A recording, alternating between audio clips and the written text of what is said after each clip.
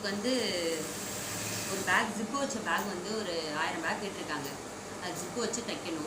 First எப்படின்னா, நான் நார்மலாக ஏற்கனவே ஹேண்டில் ஏற்றுவோம்ல, எல் டைப் ஹேண்டில் ஏற்றுறோம். அதுலேயே நம்ம ஜிப்பை வச்சு ஹேண்டில் ஏற்றணும். ஜிப்பை எடுத்து வச்சு அது மேலேயே இதுக்கே ஹேண்டில் வச்சு அப்படியே தைச்சிடணும். இந்த இடத்துல மட்டும் ஓப்பன் இருக்கணும். ஜிப்பை மூடணும் இல்லையா, அந்த ஜிப்பு போடுறதுக்காக இந்த இடத்துல ஓப்பன் இருக்கும். இந்த இடத்துல ஜாயிண்ட்லேயே வச்சுருவோம். நெக்ஸ்ட்டு வந்து இதில் பட்டி ஏற்ற போகிறோம்.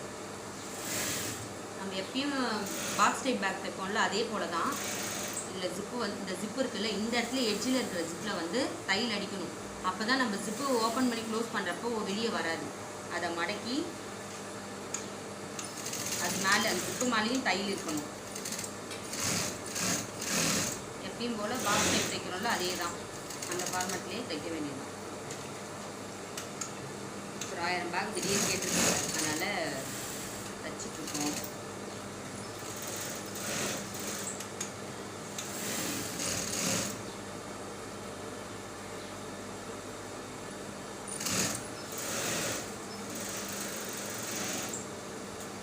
இந்த இடம் மட்டும் அந்த ஜிப் இருக்குல்ல, இது இந்த சைடு வந்து இப்படி தள்ளி விட்டுட்டு அடிக்கணும். அது மேலே வச்சு அந்த பக்கம் மடித்த மாதிரி இதில் மடிக்கக்கூடாது.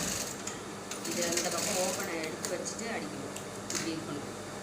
இந்த இடம் மட்டும் உள்ளே ஃபோல்ட் பண்ணி அடிச்சிடணும். நெக்ஸ்ட்டு இன்னொரு பீஸும் அதே மாதிரியே இந்த பக்கம் எடுத்துகிட்டு அதையும் இதை உள்ளே தள்ளிட்டு அடிக்கணும்.